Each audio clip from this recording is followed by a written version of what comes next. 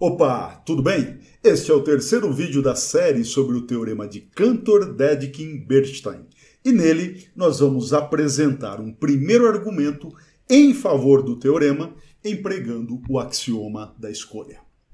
Bora lá? Neste vídeo nós vamos apresentar um primeiro argumento em favor do teorema de Cantor-Dedekind-Bernstein. Mas antes de apresentarmos o argumento, vamos nos lembrar do enunciado deste teorema.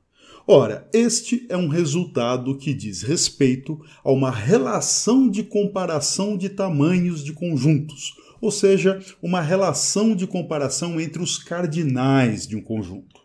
Esta relação é de tal sorte que, para todo o conjunto A, B e C, nós temos que a relação ela é reflexiva, esta relação é também transitiva e, por fim, a relação é antissimétrica. O que realmente é o teorema de Cantor-Dedekind-Bernstein para a gente é o último item, mas neste primeiro vídeo nós vamos argumentar também em favor dos dois primeiros itens. Quando eu digo que a terceira afirmação é a única que pode dar algum trabalho para ser demonstrada, é razoável que surja alguma dúvida ou algum questionamento. Alguém pode dizer, olha, Edgar, mas é claro que se o tamanho de A é menor ou igual ao tamanho de B, e o tamanho de B é menor ou igual ao tamanho de A, então o tamanho de A tem que ser igual ao tamanho de B. É justamente isto que esta relação menor ou igual, destacada ali no canto superior direito, diz. Não é este bem o caso. A relação de comparação tem essas propriedades não porque nós usamos esse símbolo. Pelo contrário, quando nós provamos que a relação tem determinadas propriedades, aí sim nós somos autorizados a usar o símbolo que nós utilizamos. Poderíamos usar qualquer outro símbolo de relação para falar da comparação de tamanho de conjuntos, para falar da comparação dos cardinais dos conjuntos. Nós usamos esse símbolo que remete à ordem dos números naturais porque nós estamos tendo uma relação que tem exatamente as mesmas propriedades da relação de ordem dos naturais. Pelo menos por enquanto. Beleza? Então, nós usamos este símbolo porque a relação tem as propriedades colocadas em tela, não o inverso. Ela não tem as propriedades porque nós usamos os símbolos. Vamos aproveitar então agora e entender, como que nós definimos esta relação. Nós dissemos no vídeo passado que o tamanho de A é menor ou igual ao tamanho de B, se e somente se o cardinal de A é estritamente menor que o cardinal de B, ou o cardinal de A é igual ao cardinal de B. Quando ocorrer a última situação, em que o cardinal de A é igual ao cardinal de B, nós diremos também que os dois conjuntos são equipotentes. Uma observação interessante é a seguinte: observe que a relação menor ou igual está sendo definida a partir de uma disjunção. Deste modo, se nós quisermos mostrar que o tamanho de um conjunto é menor ou igual ao tamanho de outro conjunto, nós devemos, ou nós precisamos, melhor dizendo, verificar apenas uma das conjuntas. A gente não precisa verificar ambas conjuntas numa disjunção, basta verificarmos apenas uma delas. E a mais simples de ser verificada, em geral, é a relação menor estrito. Como que nós a definimos no vídeo passado? Nós dissemos que um conjunto tem um cardinal menor do que o outro quando existe uma função bijetiva do primeiro conjunto numa parte própria do segundo conjunto. Isto significa dizer que existe, nos termos do vídeo passado, um pareamento completo entre os elementos de A e uma parte dos elementos de B, uma parte própria, no sentido de que algum elemento de B necessariamente fica de fora deste pareamento. Um terceiro modo de falarmos a mesma coisa é dizendo que existe uma função injetiva, mas não sobrejetiva, de A em B. Se você não viu ainda essas noções de função ou não se lembra delas, eu recomendo fortemente que você veja o vídeo que vai ficar linkado acima aqui do canal Ad Infinito. Deixa eu destacar agora uma questão importante com relação à injetividade de funções. Nós dizemos que uma função é injetiva quando dois indivíduos distintos do domínio têm imagens distintas no contradomínio. Isso é importante porque quando uma função é injetiva, ela bloqueia a seguinte situação: dois indivíduos distintos em A sendo pareados com o mesmo elemento em B. Isto não ocorre quando a função é injetiva, mas pode ocorrer para funções em geral. Ótimo, elucidado o que significa dizer que um cardinal é menor do que o outro, quando que eles são iguais? Quando nós temos um pareamento completo entre os elementos de A e os elementos de B. Ou, em outras palavras, quando nós temos uma função bijetiva do conjunto A no conjunto B. Ok? Ótimo, agora que nós lembramos como que nós comparamos tamanhos de conjuntos, vamos argumentar em favor do teorema de Cantor-Dedekind-Bernstein. A primeira coisa a ser verificada é que o cardinal de A é menor ou igual ao cardinal de A. Lembre-se, precisamos mostrar então uma disjunção. Basta verificar uma das disjuntas. Vamos encontrar uma função que seja injetiva de A em A. E a candidata mais natural é a função identidade. É aquela que a cada indivíduo de A associa o próprio indivíduo. Perceba que esta função é bem definida, é a função identidade. A cada elemento de A nós tomamos o próprio elemento no conjunto A. E ela é tal que, se U e V são elementos de A com U diferente de V, então o que nós podemos concluir? É claro que podemos concluir que U é diferente de V. Se nós temos uma conjunção, nós temos cada uma das conjuntas. Mas por definição da função f, U é f de U e V é f de V. Portanto, a função é injetiva e, portanto, nós temos uma das disjuntas, o que nos permite concluir que o cardinal de A é menor ou igual ao cardinal de A, como esperado.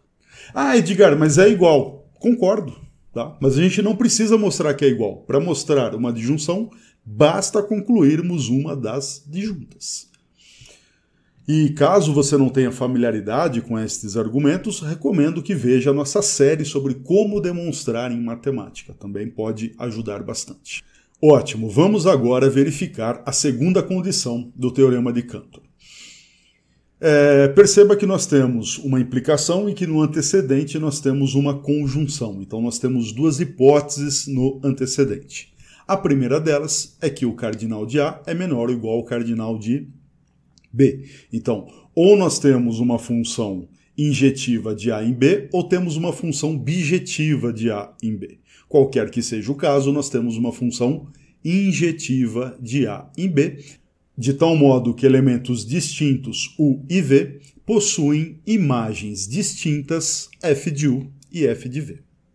Perceba que a outra condição, presente no antecedente, estabelece que nós temos uma função, vamos chamá-la de G, também injetiva de B em C.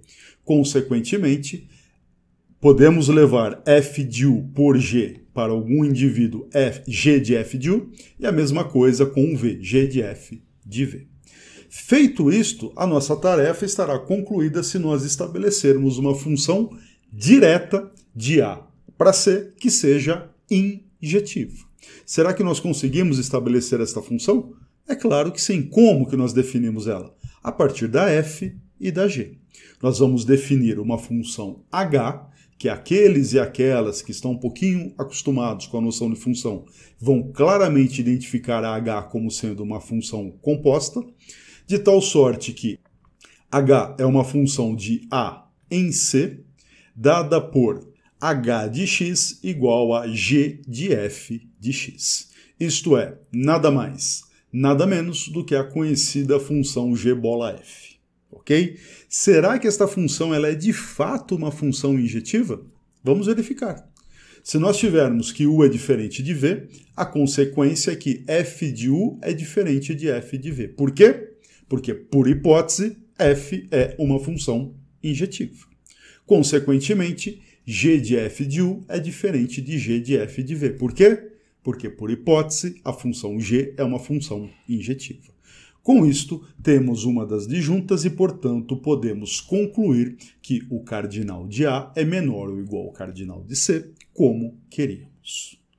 Ótimo, então fizemos a parte 1 e a parte 2 desta vez. Nos próximos vídeos, em que eu vou apresentar outros argumentos, né, para o teorema, eu não vou refazer a parte 1 e 2. A gente vai se concentrar só na parte difícil nos próximos vídeos, até porque não envolve nada além da noção de função, além da noção de pareamento para construirmos esses argumentos.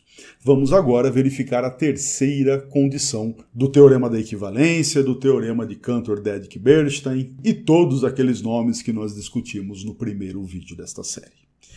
Este argumento que eu vou apresentar, ele vai usar o axioma da escolha.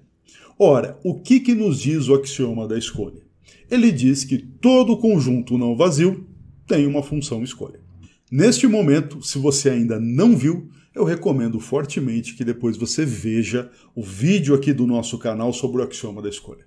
É um vídeo bem bacana, que elucida bastante por que este axioma é tão discutido, é tão presente em discussões acerca dos fundamentos da matemática. Não deixe de conferir.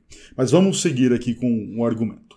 Nós vamos usar o axioma da escolha na versão do teorema da boa ordem, que diz que todo conjunto pode ser bem ordenado. Ou, de modo um pouquinho mais preciso, que para todo conjunto X existe uma relação binária R, tal que o par formado por X e R é um conjunto bem ordenado. Para dar uma relembrada no que significa um conjunto bem ordenado, eu sugiro que você dê uma olhada na nossa série sobre teoria de conjuntos. Vou deixar linkado também acima. E por que boas ordens, né? Por que conjuntos bem ordenados são importantes? Por uma série de fatores. Tem discussões muito interessantes em fundamentos da matemática acerca dessas entidades, e principalmente a gente pode usar conjuntos bem fundados para definir novos objetos por recursão. Então é uma classe de conjuntos muito interessante. O que nós vamos utilizar aqui é um dos primeiros resultados que nós vemos na teoria de conjuntos bem ordenados. É aquele resultado que estabelece que todo conjunto bem ordenado é isomorfo a um único ordinal. Ora, Edgar, por que este resultado é importante? Perceba o seguinte, se vale o axioma da escolha, então para todo conjunto X existe uma relação tal que o par X relação é bem ordenado. Em particular, para o conjunto A, existe uma relação R tal que o par AR é bem ordenado. Só que pelo enunciado que acabamos de colocar, este conjunto bem ordenado é isomorfo a um único ordinal alfa com a relação de pertencimento. A mesma coisa pode ser dita acerca do B e um ordinal beta. Perceba agora que isomorfismos pressupõem bijeções, o que nos permite afirmar que existem funções, existem bijeções f de alfa em A e g de beta em B. Nós podemos usar agora estas considerações para concluir que o cardinal de A é igual ao cardinal de B. Como que nós fazemos isso? Ora, vamos supor, por absurdo, que o cardinal de A é diferente do cardinal de B. O que nós sabemos?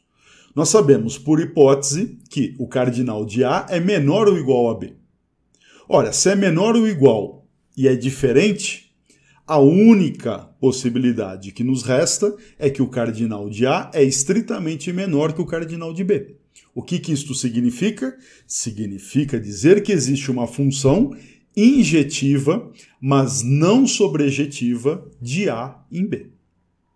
Então nós temos uma bijeção, um pareamento completo de alfa com A, e nós temos um pareamento de A com uma parte própria de B. E além disso, nós temos pela G um pareamento completo entre o B e o beta, uma bijeção entre o B e o beta. Compondo estas funções, nós temos uma função injetiva de alfa em beta que não é sobrejetiva, e consequentemente o alfa é menor do que o beta. Dito em outras palavras, nós Temos que o alfa, enquanto ordinal, é um segmento inicial do ordinal beta. Utilizando exatamente o mesmo argumento, mas usando a outra hipótese, que o cardinal de B é menor ou igual ao cardinal de A, nós concluímos que o ordinal beta é um segmento inicial de alfa. Só que isto é um absurdo, é um contrassenso. Por quê? Porque nós temos ambas as hipóteses.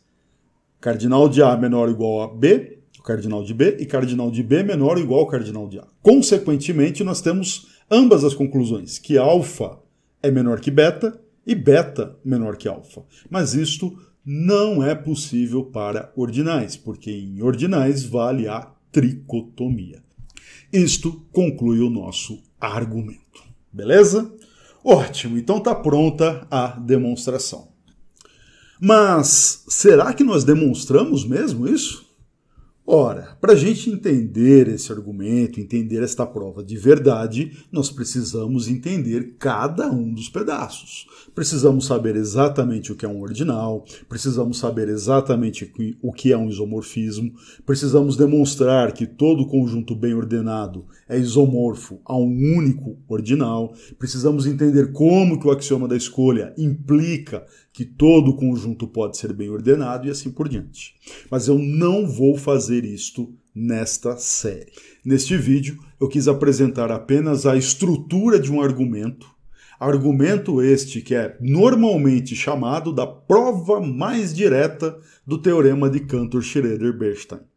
Mas não é bem assim, tá? Eu vou deixar no nosso site www.canaladeInfinitum.com um link para uma discussão contemporânea em que as pessoas estão ali debatendo se de fato dois dos maiores especialistas contemporâneos em teoria de conjuntos debatem se de fato é tão natural assim esta prova no espírito da prova do Cantor. Vale a pena, você que tem interesse em fundamentos da matemática, dar uma conferida nesta discussão. O que nós vamos fazer no próximo vídeo é apresentar o argumento e a demonstração do Bernstein. Lá sim, eu vou pressupor nada, a não ser alguma coisinha sobre teoria de conjuntos muito básica, e nós vamos mostrar qual é a ideia da demonstração e fazer conta linha a linha e verificar toda a argumentação do Bernstein. Ok? Ótimo! A você que me acompanhou até aqui, espero encontrá-lo e encontrá-la no próximo vídeo. Como sempre, qualquer dúvida, use a área de comentários do vídeo. Um forte abraço, até a próxima e tchau!